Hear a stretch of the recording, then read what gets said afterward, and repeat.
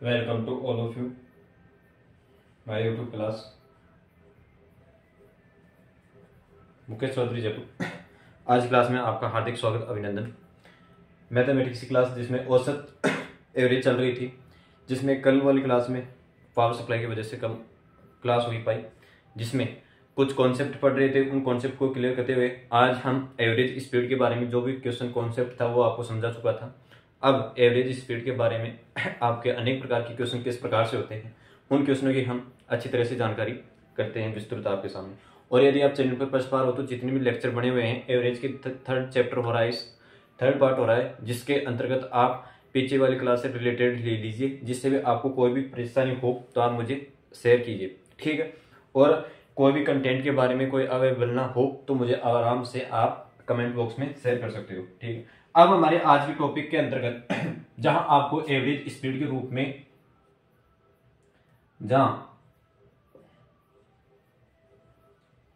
Average speed के किस प्रकार से क्वेश्चन आते हैं वो आपको मैंने डेरिवेशन करके बताया था। भाई कोई आपके ए बिंदु से कोई बी बिंदु है, जहां आपकी समान मोक्ष एक्स वाई बिंदु पर, जहां एक्स वाई और वाई बिंदु से इस प्रकार से गाड़ी आपस में, मतलब किसी भी प्रकार की कोई वस्तु आपस में टकराती है तो उन दोनों वस्तुओं का आपस में औसत एवरेज स्पीड किस प्रकार से निकाला जाता है। तो मैंने आपको एवरेज स्पीड के रूप में बताया था कि 2xy, मतलब दोनों तरफ की xy और प्लस इनकी दूरियां, जो डिस्टेंस है वो जुड़ जाएगी, ठीक है। इस प्रकार से मैंने आपके सामने ये क्वेश्चन डेरिवेशन किया था। अब हम क्वेश्चन के तौर पर समझते हैं कि किस प्रकार से ये क्वेश्चन होते हैं, ठीक है।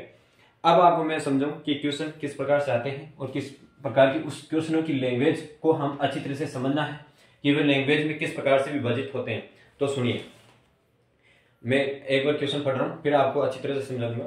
एक व्यक्ति दो समान दूरियां क्रमशः 40 किलोमीटर एवं 60 किलोमीटर हावर की चाल से तय करता है, तो पूरी यात्रा में उनकी औसत चाल क्या होगी। भाई एक व्यक्ति है जो 40 किलोमीटर की दूरी से और 60 किलोमीटर की दूरी से वह दूरी तय करता है कि चाल से दूरी, समान दो दूरियां तय करता है। भाई कोई व्यक्ति है जो समान दो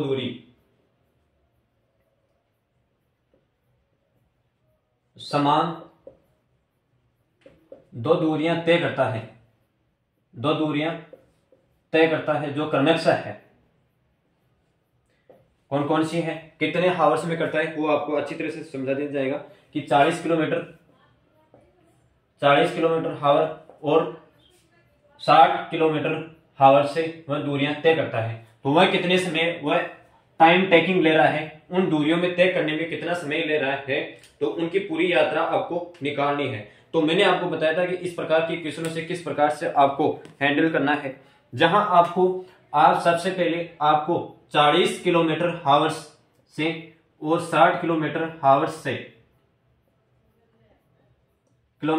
से आपको ये किलोमीटर की चाल दे रखी थी, ये चाल दे रखी थी आपको कि इतने प्रति घंटा हावर से वह चल रहा है।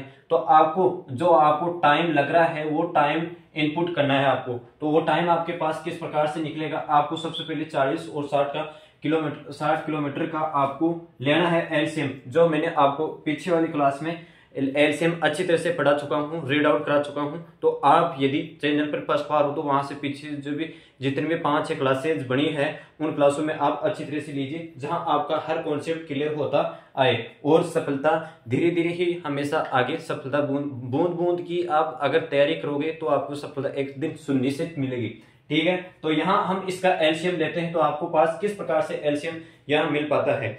तो यहाँ देखिए भाई 120 यहाँ एलसीएम लिया, इसका एलसीएम लिया, तो यहाँ देखिए कितने हावर्स की, किलोमीटर के हावर्स में दूरी तय करता है। तो यहाँ आपके पास 3 हावर्स दूरी और यहाँ आपके पास 2 हावर्स दूरी। यह हावर्स दूरी मतलब 40 किलोमीटर की दूरी वह 3 घंटे में तय करता है, ठीक है। और 60 किलोमीटर की दूरी वह 2 घंटों के अंतर करता है, जहां उसका एवरेज स्पीड 120 किलोमीटर की प्रति हावर स्पीड से वह चलता है, ठीक है। अब भाई इसमें यह कह रहा है कि इसकी कुल दूरी है ना 120 किलोमीटर है, 120 किलोमीटर है। वह 120 किलोमीटर है तो वह यदि वह 40 किलोमीटर हावर की स्पीड से दूरी तय करता है तो उसे 3 घंटे लगते हैं। यदि वह 120 किलोमीटर दूरी को अगर 60 की स्पीड में मैं कार्य कराता है तो 2 किलोमीटर 2 प्रति घंटे उसको लगते हैं। तो हमारे को जो सूत्र क्या था, हमारे को एवरेज स्पीड निकालना है।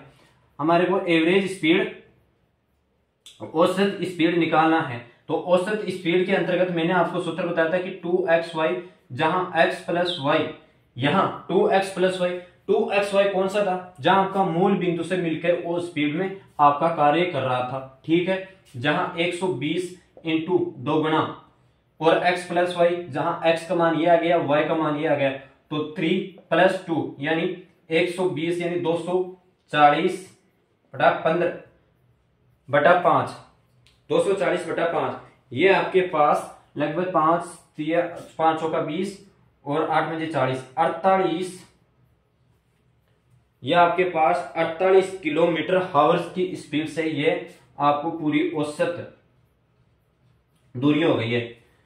ठीक है, समझ में आ गया एवरेज स्पीड। इस क्वेश्चन का मेथड किस प्रकार से आपको अच्छी तरह से समझना होगा कि एक बार आपको मैं क्वेश्चन कंप्लीट करता हूं कि एक व्यक्ति को दो समान दूरियां क्रमश से 40 किलोमीटर और 60 किलोमीटर दूरियां तय करता है, तो वह आपको औसत एवरेज दूरी निकालनी है। तो आपको ध्यान में रखना होगा कि इन समान दूरियों को आप इस प्रकार से पैटर्न में रखिए, जहां आपको घंटा प्रति घंटे के अंतर्गत वह कितनी रफ्तार से दूरी तय करता है और कितनी किलोमीटर की वह दूरी तय करता है। तो टोटल आपके पास 120 किलोमीटर दूरी ली। जब 120 किलोमीटर यदि वह 40 किलोमीटर की दूरी तय करता है प्रति घंटे, उसका आपको 3 घंटे लगेंगे। यदि वह 60 की स्पीड में करता है तो 2 हावर्स लगेंगे। ठीक है, आप एवरेज स्पीड के अंतर्गत 2x plus y x 2xy upon x plus y, ये सूत्र था। अब आगे हम निकालते हैं क्वेश्चन के, ये क्वेश्चन है। अब नेक्स्ट क्वेश्चन इसी का, देखो समय को, मैथमेटिक्स को समय दीजिए जहां आपको अच्छी तरह से मुश्किल हर चीजें आसान होने लग जाए। और यहाँ किसी भी प्रकार की कंपटीशन के क्षेत्र में यदि यह मायने नहीं रखती है कि आप मैथमेटिक्स से स्टूडेंट हो या बायोलॉजी का स्टूडेंट हो या आर्ट्स का स्टूडेंट है, या सब आर्ट्स मतलब सब बराबर है। कंपटीशन के क्षेत्र में हर बंदा अपने आप तैयारी करेगा, जिसमें आपको किसी भी प्रकार का बैकग्राउंड की जांच करने की आपको कोई जरूरत नहीं है। ठीक है, अब अलग से चेंज आपको बताऊं कि एक व्यक्ति दो समान दूरियां क्रमश से 100 किलोमीटर व 120 किलोमीटर दूरी हावर से चलता है। भाई एक व्यक्ति जो समान दूरी कितने किलोमीटर, 100 किलोमीटर हावर्स और 120 किलोमीटर हावर्स से चलता है, तो उनकी समान दूरियां वह कितने किलोमीटर दूरी तय करेगा, टोटल उसकी दूरी निकालनी है। तो आपको एलसीएम मैं बता चुका हूं कि एलसीएम आपके पास 600 आ जाएगा, जिसमें आपके पास कितने हावर्स की दूरी, मतलब 600 किलोमीटर दूरी है, 100 किलोमीटर की स्पीड में चलेगा तो वह 6 घंटे में वह दूरी तय कर लेगा। ठीक है, यदि वह 600 किलोमीटर दूरी है 120 किलोमीटर की स्पीड में चलाएगा तो वह 5 घंटे के अंतर्गत वह कार्य, उनकी दूरी 5 हावर्स में वह अपना कार्य समाप्त कर चुका होगा। अब यह आपको क्वेश्चन एवरेज स्पीड के अंतर्गत निकालना है। एवरेज स्पीड के अंतर्गत निकालना तो 2x इंटू 600 बटा 5 x प्लस वाई, तो 6 यानी 1200 और अपॉन 11। तो यह आपके पास आंसर है, जो आपके पास 1200 इंटू 11 यानी 109.9 किलोमीटर हावर दूरी इसकी एवरेज स्पीड रही है। ठीक है, ये क्वेश्चन समझ में आ गया होगा। मैंने आपको कौन सा सूत्र लगाया है, यहाँ 2x plus Y average speed का यह सूत्र लगा चुका हूं। अब नेक्स्ट क्वेश्चन, भाई यदि यह दो व्यक्तियों की दूरी के अंतर्गत ही कार्य करेगा या समान दूरियों के अंतर्गत, इसमें आपके पास यह, अब अगला क्वेश्चन आएगा उसमें आपको यह ध्यान लगाना होगा कि क्या यह दो आपस में दूरियों पर ही काम करेगा या अन्य कितनी दूरियों पर काम कर सकता है। आपको जितनी हिम्मत हो उतनी दूरियां लीजिए, ये सब पर फॉलो करेगा, लेकिन शर्त एक ऐसी है कि जितनी आप सरसत यानी स्पीड ले रहे हो या समान दूरियां ले रहे हो, उनका आपको डिवाइड अच्छी तरह से ध्यान में रखना होगा। ठीक है, अब देखिए भाई, एक व्यक्ति, क्वेश्चन पढ़िए, एक व्यक्ति 3 समान दूरियों को अलग अलग चालों क्रम से चलता है कि 12 किलोमीटर, 3 समान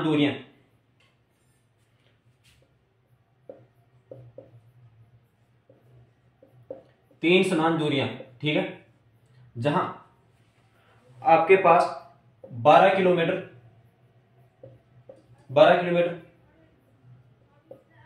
15 किलोमीटर हावर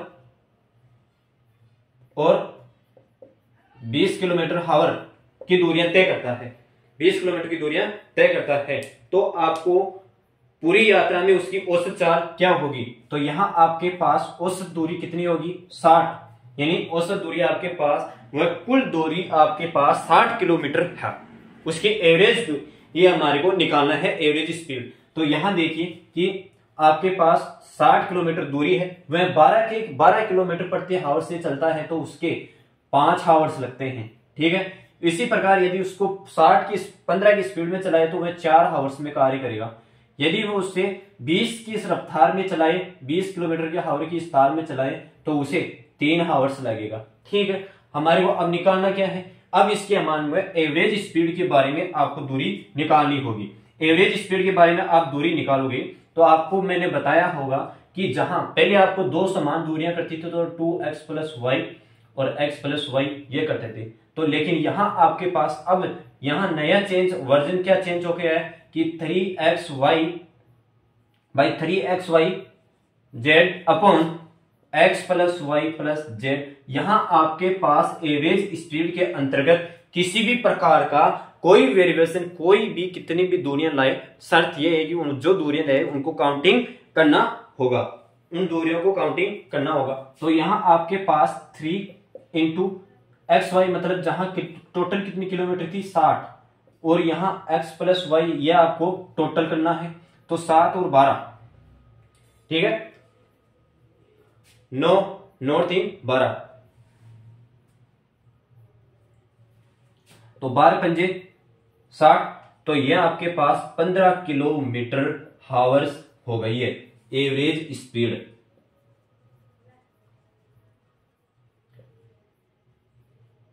एवरेज स्पीड, आपकी एवरेज स्पीड वह 15 किलोमीटर हावर की प्रति घंटा हावर से वह अपने गंतव्य स्थान तक पहुंच सकता है। यदि वह 15 किलोमीटर हावर की 60 किलोमीटर दूरी तय है, तो उसको एवरेज स्पीड में, मतलब औसत जहां आपको भगाने की और समान दूरी में वह तय करना चाहेगा, तो उसे 15 किलोमीटर हावर की प्रति हावर्स के हिसाब से चलाना होगा। अब मैं आपको नेक्स्ट क्वेश्चन इसी के आधार पर देखो, अगर हमारे पास उसी कॉन्सेप्ट पर या 3-4 क्वेश्चनों से कर ले, लगातार कर ले, तो वहां आपका कॉन्सेप्ट एकदम क्लियर हो जाएगा।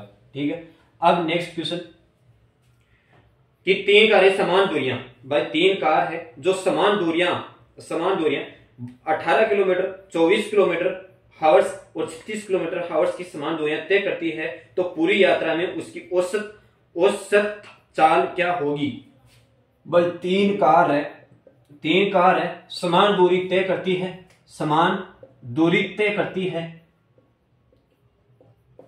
है, तो आपको औसत चाल निकालनी है। ठीक है, औसत चाल स्पीडन एवरेज स्पीड निकालनी है। तो आपके पास जो समान दूरियां 3 कार चला रखी थी, वह कितनी स्पीड के हिसाब से मेंटेन वह कार्य कर रही है? एक तो 18 किलोमीटर हावर्स के हिसाब से, ठीक है, एक 24 और एक आपके पास है 36 किलोमीटर हावर्स के हिसाब से। आपको टोटल दूरी निकालनी कि वह टोटल दूरी कितनी किलोमीटर करेगा। यहां देखो ये बेहतर किस प्रकार से, आपको इन सभी का एलसीएम लेना है, एलसीएम निकालना है। जहां यदि आपको एलसीएम में लेने में दिक्कत हो रही है, तो मेरी पीछे वाली क्लास है, वहां आप एलसीएम और एलसीएफ लेसन पे पूरा रूप से क्लियर कीजिए, जहां आपको एक भी बायोडाटा बाकी नहीं रहेगा। तो ये 72 किलोमीटर दूरी है टोटल डिस्टेंस। तो यहां आपके पास 72 यानी 4 हावर्स में ये दूरी करेगा, ये आपके पास करेगा 24 3 हावर्स के रूप में, ये आपके पास करेगा 2 हावर्स के रूप में। तो आपको दूरियां वही आपका पैटर्न है कि 3 इंटू 72 और 9, देखो यहां 7 और 9, तो 9 8 72, तो 24 किलोमीटर हावर्स की स्पीड से एवरेज स्पीड, उसकी तीनों कारों की एवरेज स्पीड ये होगी कौन सी? 24 किलोमीटर हावर स्पीड। ठीक है, अब नेक्स्ट क्वेश्चन। अब यहां आपको एक क्वेश्चन में थोड़ा सा वर्जन देखने को मिल सकता है, क्वेश्चन भी बड़ा है, लेकिन इस क्वेश्चन में क्या पूछ रहा है और क्या डेटा दे रखा है उन डेटाओं के अंतर्गत आपको ध्यान में रखना होगा।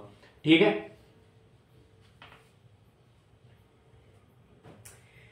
एक लड़का अपनी साइकिल से 10 किलोमीटर की दूरी 12 किलोमीटर की चाल से तय करता है। देखिए क्वेश्चन को सुनिए, अच्छी तरह से सुनिए, मैं आपको समझाने की कोशिश करूंगा जितना समझने की कोशिश होगी। भाई एक लड़का है जो अपनी साइकिल से 10 किलोमीटर की दूरी 12 किलोमीटर की चाल में तय करता है।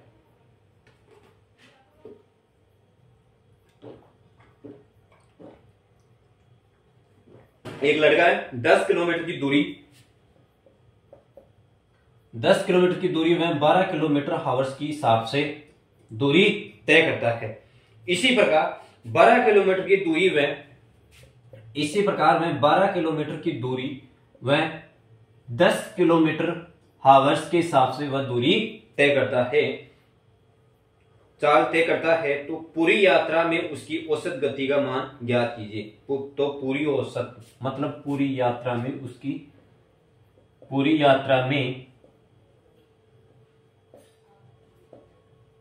औसत दूरी ज्ञात कीजिए। औसत गति या स्पीड को जो भी हो, या दूरी से अगर क्वेश्चन चेंज हो सकता है वैसा, गति औसत स्पीड ज्ञात कीजिए। तो आपको और स्पीड निकालनी है तो औसत दूरी क्या होगी, आपको पता है कि क्वेश्चन क्या है। औसत दूरी ये होगी बटा औसत दूरियों की संख्या की जो भी आपके पास औसत समय लगा है कि कितना समय लग रहा है, उसके अंतर्गत कितना समय लग रहा है, उन दूरियों को आपको निकालना है। तो औसत दूरी आपके पास हो गई कि 10 किलोमीटर में 12 किलोमीटर हावर दूरी करता है और 12 किलोमीटर में 10 हावर्स का कार्य करता है। तो आपके पास 10 प्लस 12 किलोमीटर की दूरी ये तय हुई। और इसी प्रकार ये कि औसत समय उसका कितना रहा, औसत समय उसका रहा कि 10 का 12 किलोमीटर हावर से दूरी रहा और इसका 12 किलोमीटर हावर से 10 किलोमीटर की दूरी क्या तय, औसत दूरी तय हुई। अब यहाँ आपको क्वेश्चन के हिसाब से, लैंग्वेज के हिसाब से आपको समझना है कि यहाँ किस प्रकार से क्वेश्चन होगा। तो इसके सिंपलीकरण करेंगे, समान है, हंस है, समान, जो भी आपको पीछे वाली बात में करेक्शन करना पड़ेगा। ये 22 तो ये हो गई टोटल की, इसको 10 और प्लस 12 करे तो 22 तो ये आपके पास हो जाती है। और 22 ये होने के कारण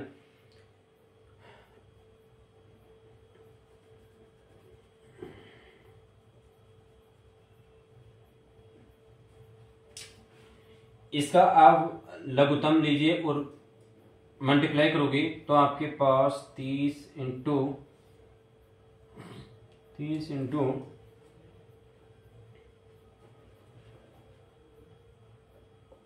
25 प्लस 36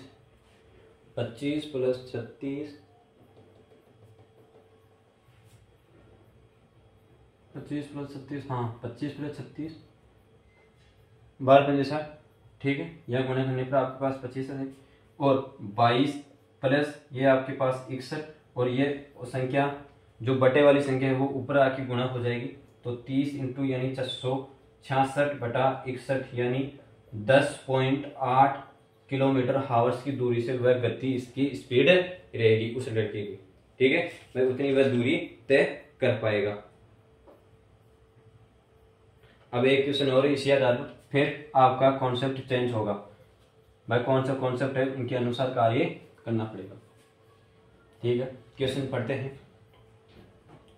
एक व्यक्ति 24 किलोमीटर की दूरी 6 किलोमीटर हावर की दूरी से चाल करता है तथा एक 24 किलोमीटर की दूरी 8 किलोमीटर की दूरी से तय करता है और 24 किलोमीटर की दूरी 12 किलोमीटर हावर की चाल से तय करता है। तो उसकी पूरी यात्रा में उसकी औसत चाल क्या होगी। भाई समान दूरियां और समान समय में वह दूरी तय करता है तो उसकी औसत दूरी क्या होगी। तो उसकी देखो 24 किलोमीटर की दूरी है ना, एक तो 6 किलोमीटर में करता है। आपको टोटल दूरी दे रखी है पहले से आपको 24 किलोमीटर की दूरी दे रखी है।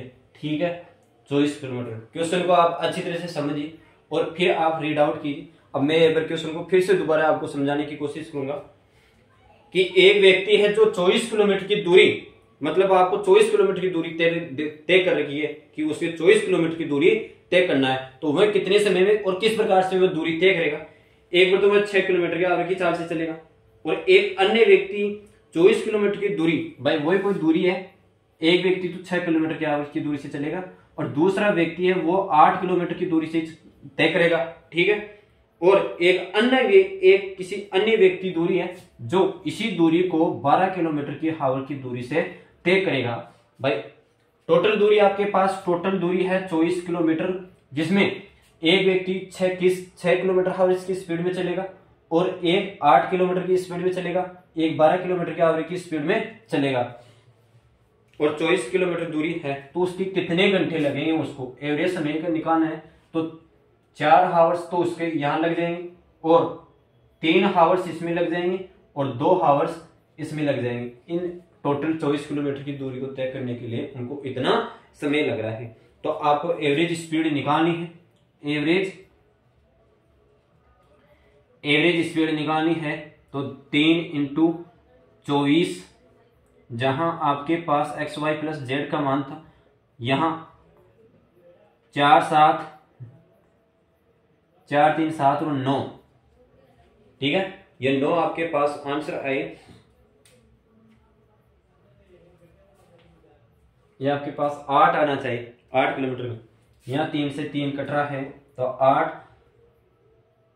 8 किलोमीटर की दूरी स्पीड से वह कार्य औसत एवरेज इसकी 8 किलोमीटर दूरी हो गई। तो 8 किलोमीटर की दूरी की स्पीड से चलेगा तो वह 24 किलोमीटर दूरी को आज से समय से 2 मतलब 3 घंटे हाउस में वह पूरी दूरी कर पाएगा, ठीक है। अब आपके पास एक नया कॉन्सेप्ट आता है जिसमें आप अच्छी तरह से समझने की कोशिश कीजिए, जो आपको अच्छा बेस्ट लगे। मिश्रणता का नियम है, इसमें एलिगेशन का नियम है जो बहुत ही बढ़िया और बेस्ट है। एलिगेशन का, अब एलिगेशन है कि जहां ए है और बी है, कोई संख्या एक्स वाई है, कोई वाई जेड है, कोई वाई। यदि इन संख्याओं को हम किस प्रकार से गुणा करें, मल्टीप्लाई करें कि हमारी इक्वेशन को सोल्व हो जाए, तो कोई आपके पास कॉमन फैक्टर जेड है, इसमें से आपको यह घटाना है कि y माइनस जेड, और यदि इसी संख्या को हमारे से अंतर्गत ये एक्स वाई जेड यह संख्या घटाकर एलिगेशन का नियम करके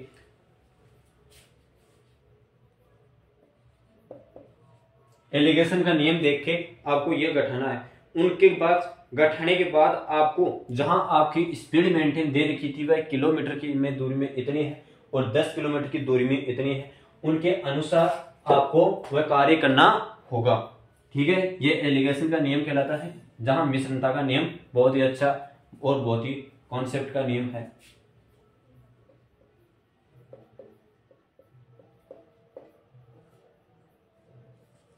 मिश्रणता का नियम, ठीक है। अब क्वेश्चन के माध्यम से समझिए। इस क्वेश्चन को मैं इसी प्रकार क्वेश्चनों के प्रैक्टिस सेट के हिसाब से आपको समझ में अच्छा बेहतर आएगा।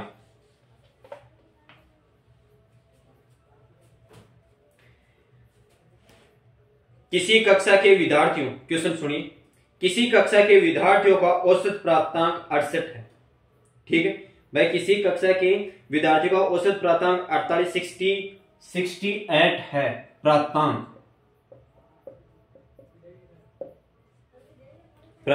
कक्षा में लड़कियों का औसत प्राप्तांक 80 है, लड़कियों का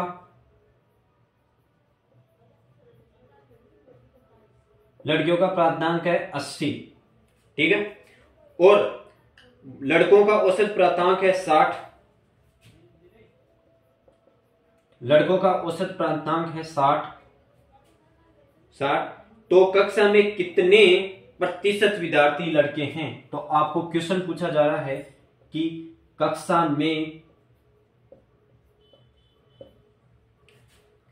में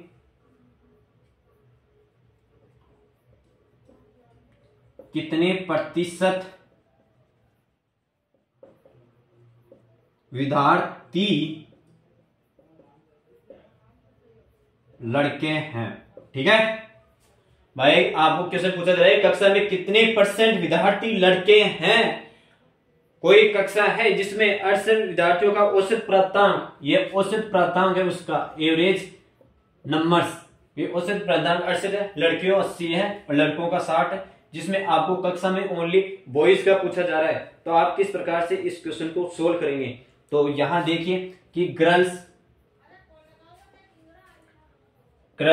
बॉयज, गर्ल्स का कितना था 80 था और बॉयज का 60 था। जहां आपको मतलब कॉमन फैक्टर क्या दे रखा था कि औसत एवरेज आपको 68 प्रांतांक दे रखे थे। आपको मैंने बताया था कि इससे के माध्यम से ये एलिगेशन नियम लगाना है। जहां आपके पास घटाने पर 8 ये हो गए और यहां आपके पास 28 आ गया। ठीक है, इसको घटाने पर आपके पास 28 आ गया, 28 थोड़ी आ गए, 10 2 12 सॉरी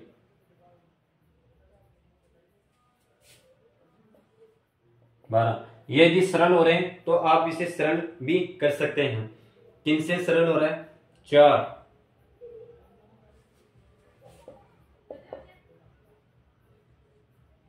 ये 4 से सरल हो रहा है, अवश्य रूप से 4 से सरल हो रहा है। अब यहां देखो आपको बॉयज का निकालना है, तो बॉयज का निकालोगे आप, भाई ये तो लड़कियों का भाई बॉयज का ही हुआ ना, तो बॉयज का निकालना है तो आपकी जिसका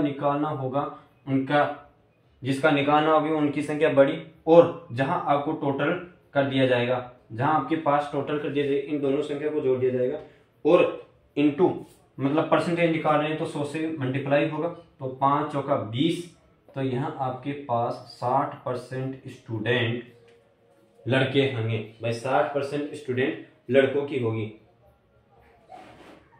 अब इस क्वेश्चन को एक मैं अच्छी तरह से समझाता हूं आपको, मैं किस प्रकार से ये क्वेश्चन होने का लगा है। भाई आपके पास एक नोट के रूप में है, नोट यहां लिखता हूं,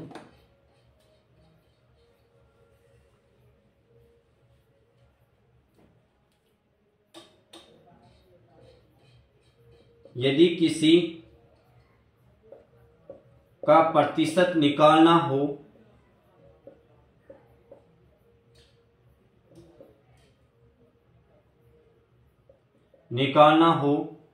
तो उस संख्या को ऊपर यानी डिवाइडेशन के अंतर्गत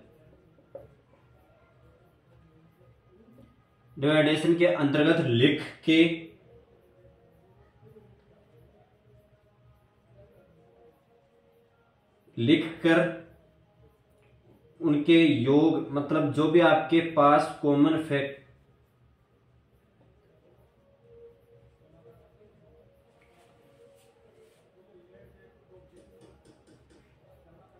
कॉमन नंबर को जो आपका रेशियो अनुपात आया था उस अनुपात को ऐड करके उसमें भाग दिया जाता है।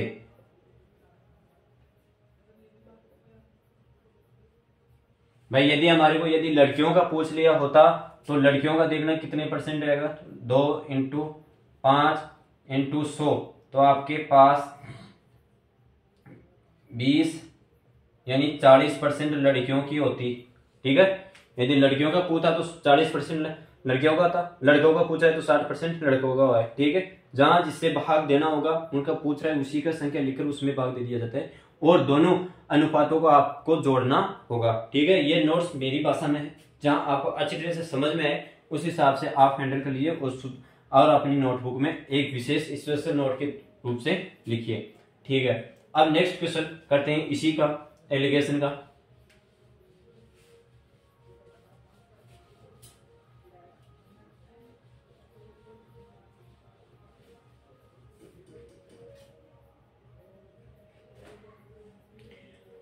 एक 120 छात्रों का औसत प्राप्तांक 35 है। ठीक है, 120 छात्रों का औसत प्राप्तांक आपको पूछ रहा है। भाई 120 छात्रों का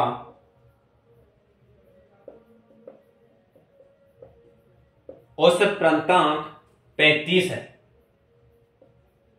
ठीक है, या यदि उत्तीर्ण हुए छात्रों का औसत भाई उत्तीर्ण हुए उनका औसत पूर्णांक, उत्तीर्ण हुए जिनका प्राप्तांक 39 है,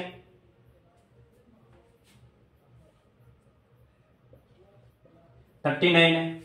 जो अनुत्तीर्ण हुए हैं स्टूडेंट, जो अनुत्तीर्ण हुए हैं उनका औसत प्राप्तांक है आपके पास 35, नहीं सॉरी, जो अनुत्तीर्ण हुए हैं उनका प्राप्तांक है आपके पास 15, ठीक है, 15 हुए प्राप्तांक है। तो कितने छात्र उत्तीर्ण हुए हैं भाई, कितने छात्र आपके पास उत्तीर्ण हुए? अब इस क्वेश्चन के आपके पास एक तो उत्तीर्ण और एक अनुत्तीर्ण, ये हिसाब से लगाना है। जहां आपके पास उत्तीर्ण हुए स्टूडेंटों की संख्या कितनी थी, 39 प्राप्तांक प्राप्त किए थे उसने, ठीक है, और अनुत्तीर्ण के 15 थे। अब 120 स्टूडेंटों का मतलब संख्या का जो औसत एवरेज था वह कितना था आपके पास, 35 था, 35 प्राप्तांक थे।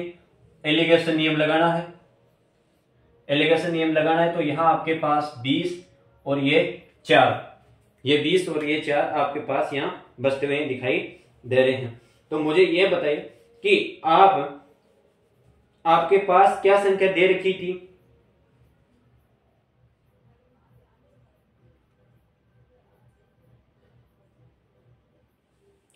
यहां आपके पास सरल हो रहा है तो आप काट सकते हो। ये 4 से सरल हो रहा है, 1 इंटू 5, ये आपके पास सरल हो रहा है। अब 6 यूनिट मतलब कितनी यूनिट है, ये 6 यूनिट है, और 6 यूनिट किसके बराबर है, कितने स्टूडेंटों के बराबर है, 120। तो हमारे को 1 यूनिट का मान निकालना है। तो 1 यूनिट का मान निकालोगे तो आपके पास ये लगभग आ जाएगा 20, कितना, 20 आ जाएगा, 20 आ जाएगा। तो आप इसको 20 से गुणा कर दीजिए, आप इसको 20 से गुणा कर दीजिए तो आपके पास 100 उत्तीर्ण विद्यार्थी तो 100 आ गए, और 20 ये अनुत्तीर्ण आ गए, 20 आपके पास ये उत्तीर्ण हुए। तो आपको क्या पूछ रहा था, छात्रों की संख्या पूछ रहा था, उत्तीर्ण हुए छात्रों की संख्या क्या है, उत्तीर्ण हुए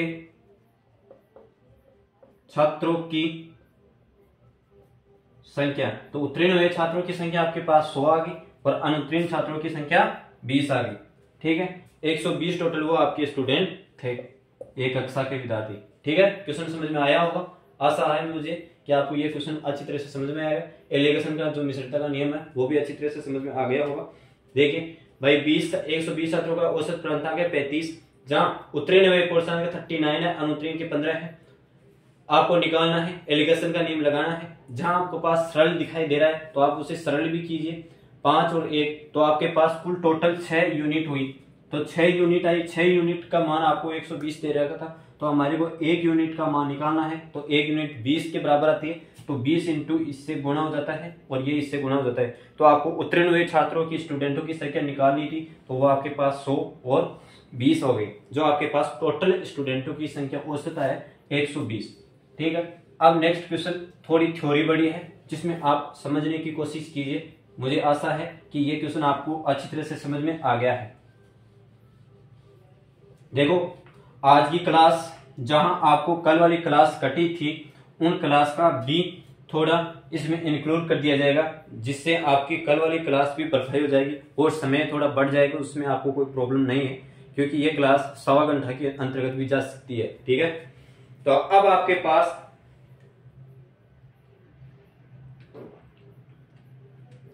क्वेश्चन एक थोड़ा बड़ा है, लेकिन क्वेश्चन इंटरेस्टिंग है, बहुत ही बढ़िया क्वेश्चन है।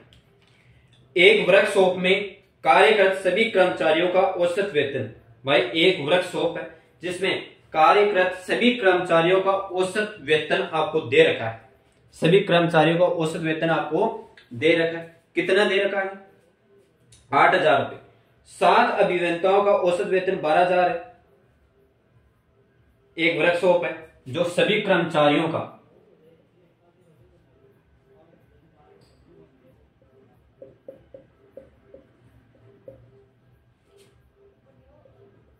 सभी कर्मचारियों का औसत वेतन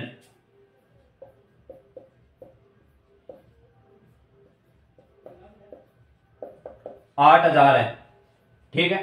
तो 7 अभियंताओं का मतलब इंजीनियरिंग, 7 इंजीनियरिंग है जिनका वेतन है, औसत वेतन है 12,000।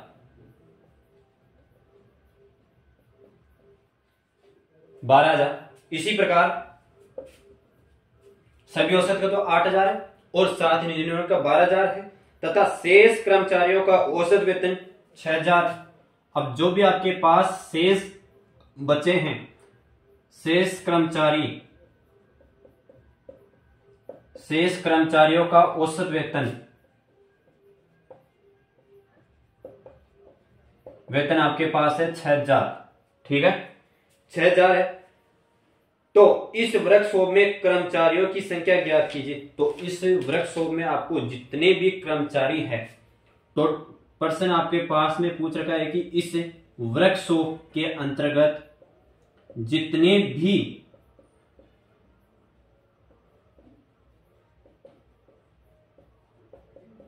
कर्मचारियों की संख्या निकालनी है, ठीक है।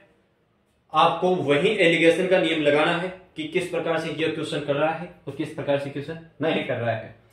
सभी कर्मचारी का औसत वेतन 8,000 है। 7 अभियंताओं का मतलब जहां इंजीनियरिंग का वेतन है 12,000 रुपए और शेष कर्मचारी का औसत वेतन 6,000 रुपए। तो आपको टोटल सर्वे मतलब टोटल आपका मेंबर है, कर्मचारी है, उनका आपको औसत वेतन निकालना है। यह क्वेश्चन मैं आपको अच्छी तरह से अब समझाता हूं। जो ये तो रहा पर्सन, अब क्वेश्चन आपको वही एलिगेशन का नियम लगाना है। देखिए वही एलिगेशन का नियम है। आपको कितने दे रखे थे? अभियंता 12,000 रुपए और शेष 6,000 रुपए, 6,000 रुपए। जहां आपको सभी औसत का वेतन आपको 8,000 रुपए का दे रखा था, 8,000 का दे रखा था। तो आपको एलिगेशन का नियम लगाना है। एलिगेशन का नियम लगाना है तो यहां आपके पास 2,000 और यह आपके पास 4,000। तो यहां मुझे बताइए यह संख्या आपके पास फिर से टुकड़े के रूप में हो रही है भाई, एक सरलीकरण के रूप में हो रही है। तो यह आपके पास एक तो एक में कटा और ये 2 के अंतर्गत कटा, ठीक है भाई। 2,000 1 और 2 दूनी 4, 1 इंटू 2 के अंतर्गत कटा। अब मुझे यह बताइए कि आपके पास एक यूनिट थी, एक यूनिट बराबर 7 अभियंताओं के बारे में थी। ये 7 अभियंताओं, आपको यही अभियंताओं की संख्या दे रखी थी, 7 अभियंता है। तो मुझे यह बताइए कि 7 अभियंता है तो आपके पास आप 7 इंटू इससे गुणा करोगे और 7 इंटू इससे गुणा करोगे तो आपके पास 7 प्लस 14, तो कुल 21 कर्मचारी आपके पास इस वर्कशॉप में कार्य करेंगे।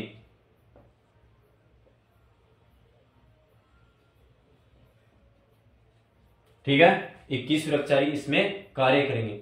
यह क्वेश्चन यहाँ एलिगेशन का नियम समाप्त होता हुआ। अब मैं आपको कुछ अलग क्वेश्चन और बढ़िया जहां बहुत ही अच्छी क्वालिटी की चीजें हैं वो आपको मैं बताने की कोशिश करूंगा। यहाँ आपको समझ में आ गया होगा कि 12,000 अभियंता थी, 6,000 उसके शेष वेतन था और 8,000 रुपए जहां सभी कर्मचारियों का औसत वेतन माना जा रहा था, जिसे आपको ये लगा कि एलिगेशन का नियम लगाने के बाद आपके पास 2, 1 और 3 मतलब टोटल आपके पास 3 यूनिट हुई है। 3 यूनिट हुई है जो 7 के पास अभियंता भी करती है। तो 3 इंटू 7 यहाँ टोटल पे वैसे भी 21 आ रहा है, ठीक है। ये करना है और आपको कर्मचारियों की संख्या निकालनी है। अब यहाँ नेक्स्ट कॉन्सेप्ट आपके पास और बढ़िया, बहुत ही बढ़िया चीज संख्या है, जहां आपके पास हर चीज में एवरेज औसत पूछा जाता है कि जहां आपके नंबर सिस्टम मैंने सर्वप्रथम क्लास चलाई थी, उन नंबर सिस्टम में ध्यान में क्या होगा कि वह किस प्रकार से आपके पास कार्य करती है और किस प्रकार से कार्य नहीं करती है। नंबर सिस्टम के अंतर्गत आपके पास ये देखो, आप यदि चैनल पर फर्स्ट बार हो तो जितना भी आपके पास नंबर सिस्टम रहा और परसेंटेज तो आगे आएगा, एलसीएम रहा, एचसीएफ रहा और एवरेज रहा और त्रिकोणमितीय रहा, इन 4 चैप्टरों का इंक्लूजन बहुत ही बढ़िया है जो मैं आपको अच्छी तरह से समझा चुका हूं और आप अच्छी तरह से निकालने की कोशिश कीजिए। अब यहाँ आपके पास एक औसत संख्या का पैटर्न है, भाग है, जिसमें जो भी आपकी प्राकृत संख्या मतलब नंबर सिस्टम जहां संख्या पद्धति थी, उन संख्या पद्धति के अंतर्गत जितनी भी संख्याएं होती थी भाई जितनी भी संख्याओं का ज्ञान हमने लिया था उन संख्याओं के अंतर्गत भाई कौन सी संख्या पूर्णांक है, कौन सी संख्या प्राप्तांक यानी प्राकृत संख्या है, कौन सी संख्या प्राकृत संख्या है और कौन सी संख्या पूर्ण संख्याएं हैं, इस प्रकार की संख्याओं पर हमने चर्चा की थी। अब इन संख्याओं के आधार पर हमारे पास क्वेश्चन आ जाए, भाई ये इतनी संख्या प्राकृत संख्या है, इनका हमारे को औसत एवरेज पूछ लिया जाता है। ठीक है, इन संख्या का औसत एवरेज पूछ लिया जाता है भाई 1 से लेकर, ये कोई प्राकृत संख्या है जहां इतनी संख्या है जिसका औसत एवरेज बताइए। तो मुझे ये आशा होगी कि मैं अब जो आपको टॉपिक करा रहा हूं वो आपको अच्छी तरह से समझने की कोशिश करेंगे। जहां आप समझिए, मैं आपको पूर्ण रूप से डिटेल के रूप में आपको समझाने की कोशिश करूंगा। यदि इसमें समझ में आए तो आप फिर से मुझे लीजिए। और पूर्णांक संख्या, प्राकृत संख्या, पूर्ण संख्या के बारे में आपको विस्तृत नंबर सिस्टम में जानकारी दे चुका था और दे रहा हूं, जिसमें आपको औसत एवरेज निकालनी होगी।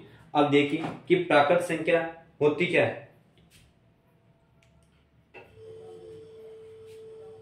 अब सबसे पहले प्राकृत संख्याओं के बारे में औसत की बात कर लेते हैं। भाई आपके पास प्राकृत संख्या है, उन प्राकृत संख्या की औसत एवरेज स्प्रेड कितनी आ जाएगी। प्राकृत संख्या कितनी होती है, प्राकृत संख्या कहां से कहां स्टार्ट होती है, नेचुरल संख्या 1 से लेकर अनंत तक होती है। ठीक है, 1 से लेकर अनंत तक संख्या होती है। जहां अब मुझे यह बताइए कि आपके पास प्राकृत संख्याओं का योग क्या था। मैंने पीछे अच्छी तरह से समझा चुका कि प्राकृत संख्या है, उन प्राकृत संख्याओं का योग बताइए मुझे। तो प्राकृत संख्या का योग आपको बता रखा था मैंने, n/n+1/2 यही था ना भाई, n+n/n+2 यह प्राकृत संख्याओं का था। अब मुझे यह बताइए, जहां आपको यह पूछा जाता है कि प्राकृत संख्याओं का योग था, यहां तो योग था, प्राकृत संख्याओं का औसत, प्राकृत संख्याओं का औसत बताइए मुझे, एवरेज बताइए। तो आप प्राकृत संख्या का औसत बताओगे तो किस प्रकार से आपको ये आंसर करना होगा कि n+1/2 बाई, अब यहां प्राकृत संख्या है, इन प्राकृत संख्याओं का n डिवाइड बार में और लग जाएगा, जिससे n कट जाएगा और आपके पास ये संख्या आ जाएगी n+1/2। n+1/2 ये एक प्राकृत संख्याओं का औसत हो गया, जहां आपके पास n+2/2 ये एक प्राकृत संख्या का औसत हो गया। अब क्वेश्चन करके भाई क्वेश्चन के माध्यम से समझे कि आपके पास फटतम 100 क्वेश्चन है कि फटतम 100 प्राकृत संख्याओं का योग बताइए, औसत बताइए। फटतम 100 प्राकृत संख्याओं का औसत निकालिए, औसत बताओ। तो आपको मान देखो, n का मान कितना दे रखा था 100 + 1 2, तो 101 डिवाइड बाई, तो आपके पास ये कितने आना चाहिए 50.5 ये आपका औसत एवरेज रह गया, जहां प्राकृत संख्याओं का natural average of natural numbers. ठीक है, नेचुरल नंबर्स। अब नेक्स्ट क्वेश्चन इसी का देखो, आप समझने की कोशिश करोगे तो आपको हर क्वेश्चन आसान लगेगा और आपको एक बार समझ में भी दिक्कत हो सकती है, लेकिन यदि आप बार बार समझने की कोशिश करोगे तो आपको हर प्रकार की क्वेश्चनों की सुविधा हो जाएगी, जिससे आप कठिनताओं से दूर हो जाओगे। अब आपको पूछा है कि प्रथम 75 प्राकृत संख्या का औसत बताइए कि प्रथम 75 प्राकृत संख्याओं का औसत बताइए, प्राकृत संख्याओं का औसत बताइए, एवरेज निकालना है 75 संख्याओं का। तो आपको उस सूत्र दे रखा था n+1/2, तो 75+1 = 2, तो 76/2। तो यह आपके पास कितने आने चाहिए? 76/2। ये पास आपके पास 38 आ गया। एवरेज स्पीड के अंतर्गत आपको नेचुरल प्राकृतिक संख्याओं का 38 आ गया। अब यहाँ यदि आपके पास, अब मुझे ये क्वेश्चन बताइए, ये क्वेश्चन कर लिया, ठीक है। क्वेश्चन है 51, 52 और 100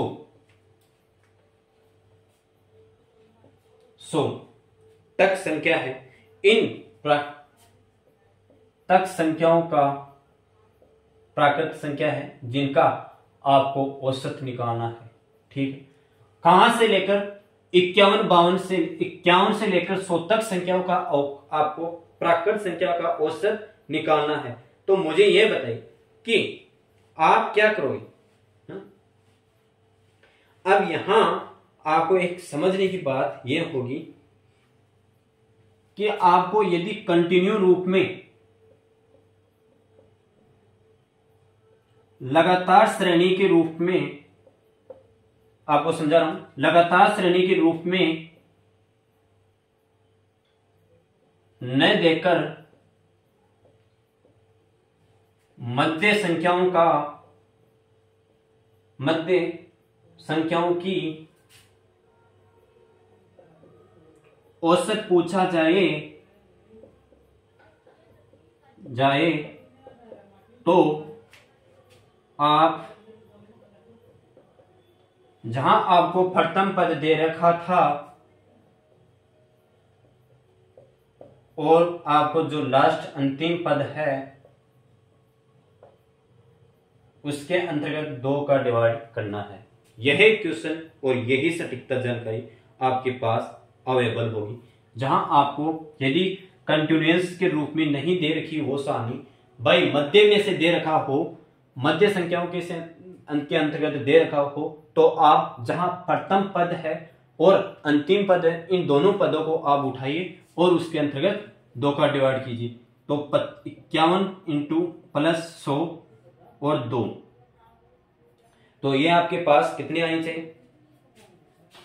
151 / 2। तो ये आपके पास 75.5, ये फाइनल औसत एवरेज हो गई, प्राकृत संख्याओं का औसत हो गया, प्राकृत संख्याओं की औसत हो गई, ठीक है। ये क्वेश्चन इस प्रकार से हुआ।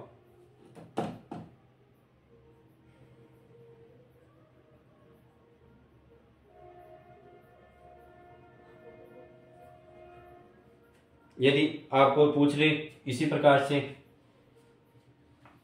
भाई ये तो यही आपको समझ में नहीं आया, तो इसी प्रकार यदि आपके पास 52 से लेकर 102 तक पहुंच लिया जाए तो आपको वही कार्य करना है। 52 इंटू प्रथम पद अंतिम पद डिवाइड बाई 2, तो यहाँ आपके पास 154 डिवाइड बाई 2, तो यह आपके पास 154 यानी 7,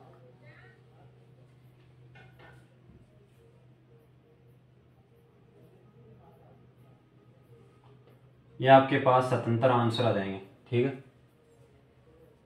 अब नेक्स्ट क्वेश्चन,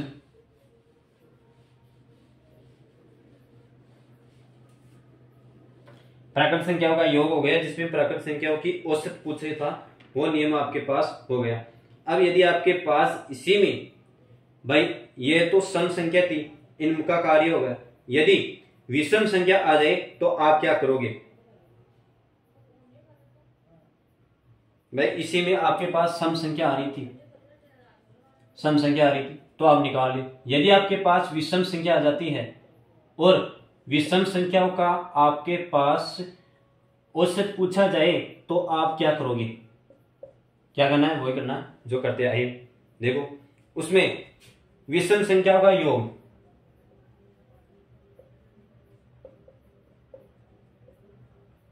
विषम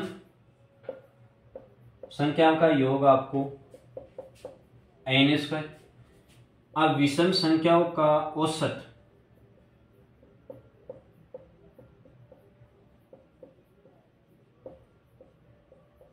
n होगा, ठीक है भाई। विषम संख्याओं का योग था n स्क्वायर, विषम संख्याओं का औसत पूछे तो आपके पास n होगा। ठीक है, अब यहाँ आपके पास क्वेश्चन निकालता हूं भाई किस प्रकार से ये n होगा।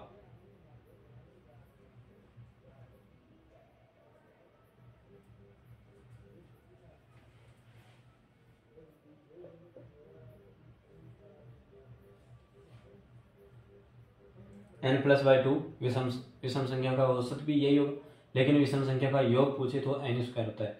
अब यहाँ देखो 1 3 5 7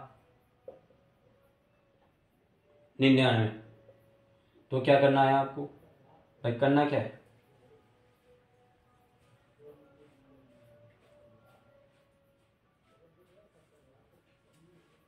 अगर ऐसा है तो अंतिम पद पर सीरीज छोड़ के निकल रहा है।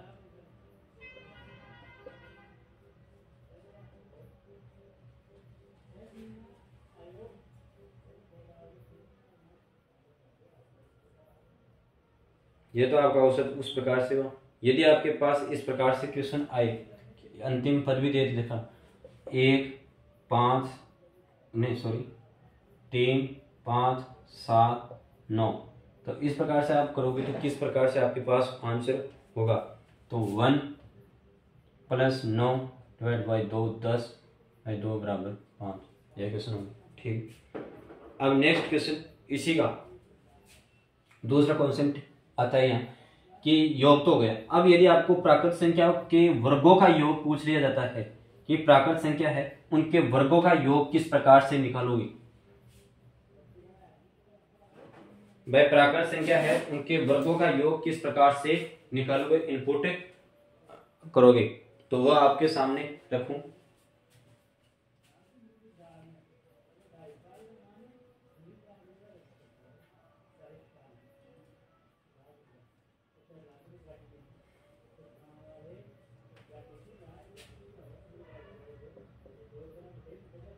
प्राकृत संख्याओं के वर्गों का योग, प्राकृत संख्याओं के वर्गों का योग। अब वर्गों का योग आपको उस ध्यान अच्छी तरह से जानते हो कि क्या होता है क्या नहीं। 1 square 2 square 3 square 4 square n square, तो यहां आपके पास इसका आंसर आ जाएगा कि प्राकृत संख्याओं के वर्गों का योग क्या होगा कि n + 1 2n + 1 / 6 कि n + 1 2n + 1 ये भाई 6 हो गए। ये आपके औसत का मान प्राकृत संख्याओं का हो गया। अब मुझे ये बताइए कि यही संख्या आपके पास औसत में आ जाए, भाई ये प्राकृत संख्या है, ये वर्गों का पूछ रहा है, समान संख्या में पूछ रहा है, यदि आपके पास ये औसत में आ जाए तो आप क्या करोगे भाई, प्राकृत संख्याओं का औसत, वर्गों का औसत निकालिए, प्राकृत संख्याओं के वर्गों का औसत निकालिए। ठीक है, ये लैंग्वेज लिखता हूं कि प्राकृत संख्याओं के वर्गों का औसत निकालिए, तो आप क्या करोगे, जहां आपका n का डिवाइड था वो कटोगे, तो आपके पास ये तो यहीं कट जाएगा, n + 1 2n + 1 / 6 ये लग जाएगा, जहां आपके पास n मल्टीप्लाई हो रहा था वो n कट जाएगा। ठीक है, अब यह क्वेश्चन समझिए कि फटतम 10 से प्राकृत संख्याओं के वर्गों का औसत बताइए, कि फटतम 10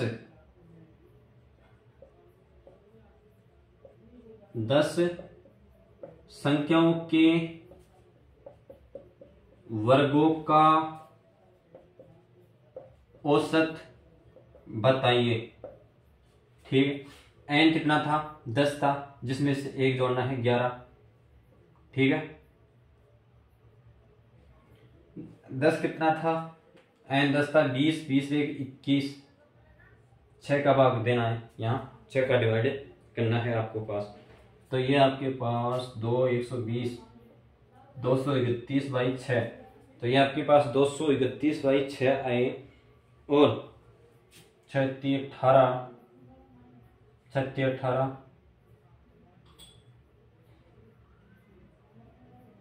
छः चौका 24 नहीं 48.1 38.1 यह आपका औसत हुआ 38.1। ठीक है, समझ में आ गया वो।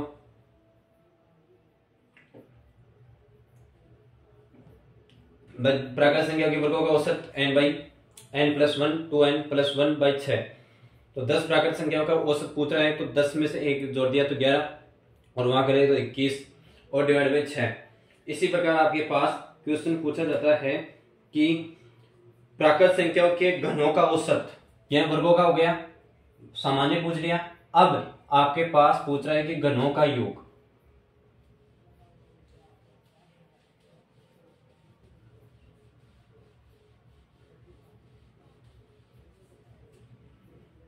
प्राकृत संख्याओं के घनों का योग।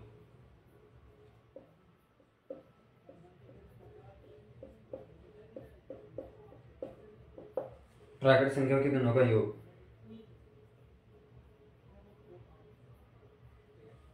वैसे पूछे तो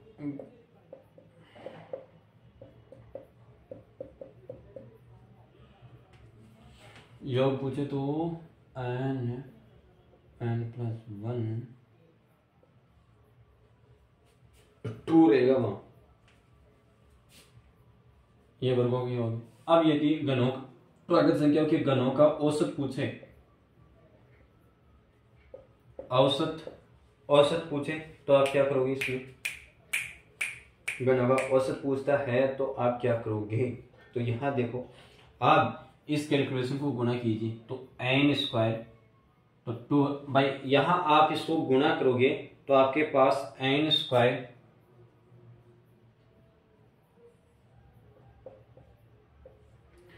यह गुणा हो जाएगा और प्लस का ये हो जाएगा, यहां आपके पास गुणा ये हो जाएगा, 4 हो जाएगा, यहाँ 4 और इसके अंतर्गत आपको 4 का n का भाग देना है तो n यहाँ कट जाएगा और आपके पास ये लास्ट में संख्या आ जाती है n+1 का होल स्क्वायर बाई 4। ये आपके घनों के प्राकृत संख्याओं का वर्ग का योग हो गया, जिसमें आपको औसत निकालना होगा। घनों का औसत है कि n+1 का होल स्क्वायर बटा 4। अब प्रथम 10 प्राकृत संख्याओं का औसत मान बताना है आपको। ठीक है, वही आपका क्वेश्चन है।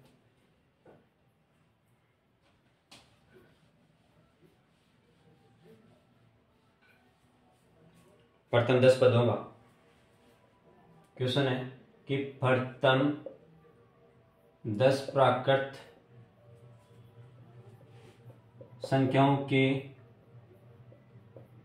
घनों का औसत बताइए।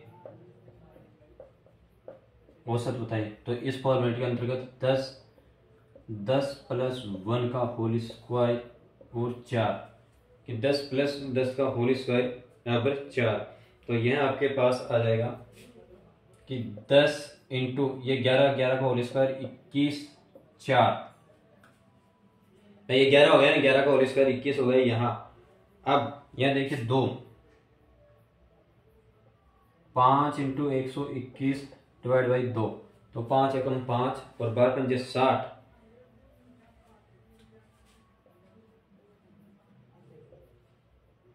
तो 300.2 ये आपके पास फाइनल औसत आ जाएगा। घनों के औसत का वर्गों का योग आ जाएगा। आज की क्लास को मैं यहीं समाप्त करता हूँ। आगे आने वाली क्लास में ये औसत एवरेज का मान है, पूरे आपका चैप्टर क्लियर हो जाएगा। जितनी भी पीछे या प्रॉब्लम है वो मुझे इससे क्लास के द्वारा आप बता दीजिए और अब अगली वाली क्लास इस औसत एवरेज का एंड कर दिया जाएगा। ठीक है, तो मैं इजाज़त लेना चाहता हूँ। आपको एक बात फिर से बोलना चाहता हूँ कि आप सफलता को देखो मत भाई, हम सफलता किस प्रकार से छुए और किस प्रकार से, आपको लक्ष्य क्या है कि आप मेहनत करते जाए, कर्म करते जाए। आपका कर्म है सफलता की। आप इतनी जल्दी आप अगर इच्छा कर लोगे कि मुझे इस करने से भाई मैं यदि नौकरी लग जाऊँ तो क्या करूँ, मुझे ये सफलता मिल जाए तो मैं क्या करूँ। लेकिन आपका पहला मकसद यही है कि आप अपने कर्मों पर ध्यान दीजिए, सफलता अपने आप मिलती जाएगी। और यदि आप कंपटीशन में बार बार फेल हो रहे हो, एग्जाम से रद्द हो रहे हो, तो आप ये न सोचिए कि मुझे अब मौका नहीं मिलेगा। नहीं, आपको मौका मिलेगा, लेकिन वो आपसे ये चाह रहा है कि कौन सी आपको नौकरी सुटेबल है, कौन सी वैकेंसी आप सुटेबल नहीं हो। इसलिए आपको क्या पता इससे अच्छा पद आपको मिलने के योग्य हो। तो इसलिए मेरा कहने का मतलब यही है कि आप अच्छी तरह से तैयारी करते रहिए, जिससे आपको कोई भी नुकसान भारी ना हो सको। और मैंने आपको पहले भी बता चुका था कि इस कलम का आप महत्व जिस दिन समझ गए होगे ना भाई, इस कलम का जिस दिन आप महत्व समझ गए होगे, तो आप अच्छी तरह से सफलता की ओर दिखाई देंगे।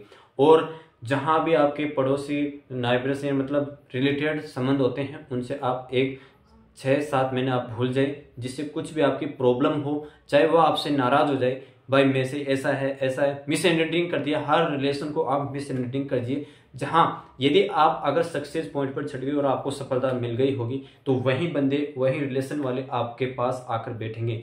यदि आपको वह सफलता आप नहीं प्राप्त कर पाओगे, तो आपको कोई भी अहमियत नहीं होगी, आपको कोई भी टोट के सुना जाएगा। ठीक है, मेरी क्लास का यही उद्देश्य है कि मैं आपसे किसी भी प्रकार से कंटेंट अवेलेबल करा रहा हूँ, वो एक अच्छी सुविधा पूर्वक करा रहा हूँ और बढ़िया नोट्स के रूप में करा रहा हूँ। यदि आपको इसी में भी कमी लग रही है, तो आप मुझे कमेंट बॉक्स कीजिए, और हर समस्या का समाधान मैं करने के लिए तत्पर हूँ। क्यों, मैं आपका कोई मास्टर या सर नहीं हूँ, मैं भी आपका ही बंदा हूँ। भाई के समान समझिए मुझे। जो भी आपके अच्छी तरह से मैं मेहनत या मैं कर रहा हूँ या आप करा रहे हो, आपसे मैं करा रहा हूँ, वो एकदम बढ़िया करा रहा हूँ। आप मुझे मेरे ऊपर विश्वास रख कर आप मेहनत कीजिए, आपको हमेशा की ओर सफलता की ओर कुंजी मिलती जाएगी। तो जय हिंद। और यदि आप चैनल पर फर्स्ट बार तो लाइक और शेयर कीजिए, और आगे भी सपोर्ट करते रहिए, ना कि आप अपना यह प्रसाद अपने तक ही सीमित रखिए।